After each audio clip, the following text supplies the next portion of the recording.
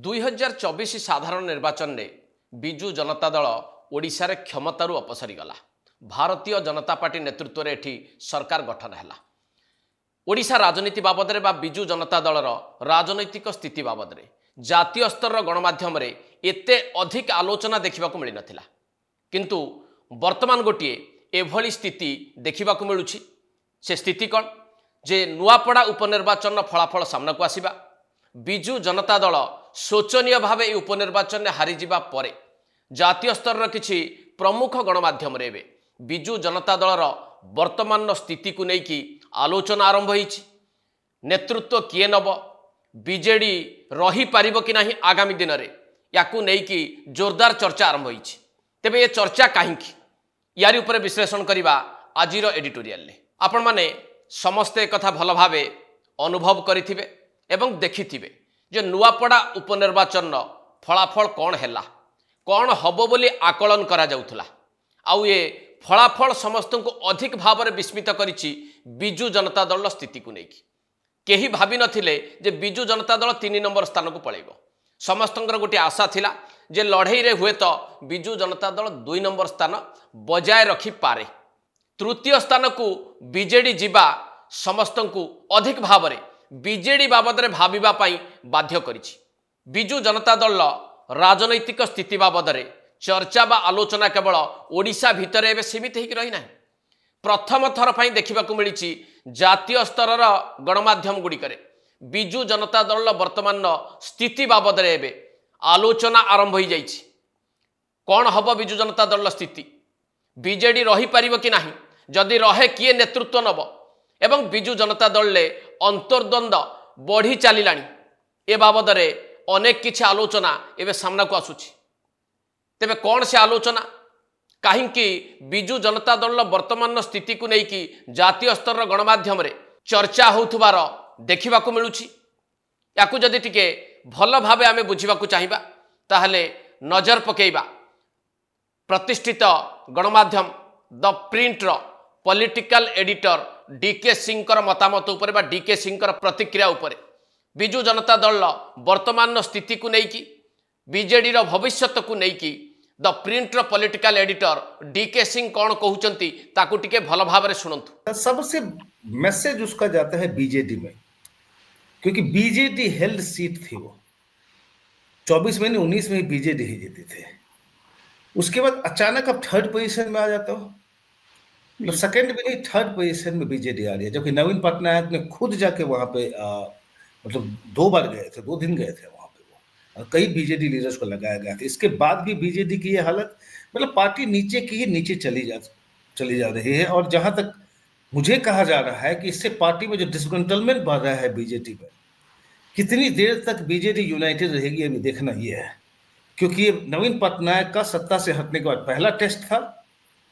इसमें ये नहीं लग रहा है कि बीजेडी जो है सो कोई ग्राउंड रिकवर कर लिया। इसमें लग रहा है कि और स्लिपरी पाथ में है बीजेडी। डीके सिंह एक प्रकार पूर्वानुमान करिसंती विजु जनता दलर भविष्यत को लेकिन। एवं नुआपड़ा उपनिर्वाचन सबुठु गुरुत्वपूर्ण प्रसंग होउची विजु जनता दल 3 नंबर आसन को चली जावा बा तृतीय स्थान रे रहिबा। एक कथा को डीके सिंह तांको वक्तव्य रे उल्लेख करिसंती। से एक कथा भी कहउचंती जे केही भाभी नथिले जे विजु जनता दल एते शीघ्र 3 नंबर स्थान को चली जिवो। आउ नवीन पटनायक 2 थर प्रचार करने को नुआपड़ा गले, ता सत्वे जदि विजु जनता दल को लोक मैंने प्रत्याख्यान कर 3 नंबर आसन में बसौछंती, एथिरु कौन संकेत मिलिला? डीके सिंह ए पूर्वानुमान कहूची बा डीके सिंह निज वक्तव्य कथा को भल भावे बुझेबाकू चेष्टा करिसंती। विजु जनता दल रे आउ आग भली नवीन पटनायक नाँ रे भोट आसिबार संभावना देखि पारु नाहंती। विजु जनता दलर सर्वोच्च नेता नवीन पटनायक आजी थिले मध्य नवीन कर क्रेज आउ नाही। नुआपड़ा उपनिर्वाचन एक कथा को प्रमाणित करदेला। तेणु बीजेडी किए परवर्ती नेतृत्व नब ताहा मध्य स्पष्ट भाव में बुझा पड़ू नाही, बा नवीन पटनायक काहाकू नेतृत्व देबे ताहा भी काहाकू जना नाही। आउ एभली स्थिति रे विजु जनता दल रे अधिक विद्रोह बढ़िबार यथेष्ट आशंका रही। एई आशंका आधार रे डीके सिंह जहाँ पूर्वानुमान करुचंती ता मध्य विजु जनता दल राजनीति ପାଇଁ बेस गुरुत्व रखे। डीके सिंह कौन कहउचंती जे जो परिस्थिति वर्तमान देखा मिला ए परिस्थिति मुकुलिबार कौन सी बाट बीजेडी पाखे नथिबा भली लगुच ताकू देखिबा परे से भावुचंती जे बिजु जनता दल बोध हुए अधिक समय ओडिशा राजनीति रे रही न पारे बीजेडी रो नेता माने अधिक समय एकाठी होइकी बीजेडी रे रही न पारंती अर्थात बिजु जनता दल बहुदा भाग भाग हो जाई पारे या आमे बुझिबा ना द प्रिंट रो पॉलिटिकल एडिटर डीके सिंह जो आकलनटी करिसंती बिजु जनता दल बाबद रे ताहा स्पष्ट भाव रे कथा सूचौछि कि नाही जे बिजु जनता दल आभ्यंतरीण स्थिति भल नाही नेतृत्व किए नब ताहा काहाकू जना नाही नवीन पट्टनायक नेतृत्व काहा हाथ रे देबे ताहा मध्य काहाकू जना नाही आउ जदि नवीन पट्टनायक निजे निष्पत्ति नहीं कि काहाकू नेतृत्व दबाकू चिंता करूथांती बा जहा आलोचना होउछि लंबा समय धरी VK पांड्यान बा तांक पत्नी सुजाता कार्तिकेयन का हाथ रे दलर नेतृत्व समर्पिबाकू जाउथांती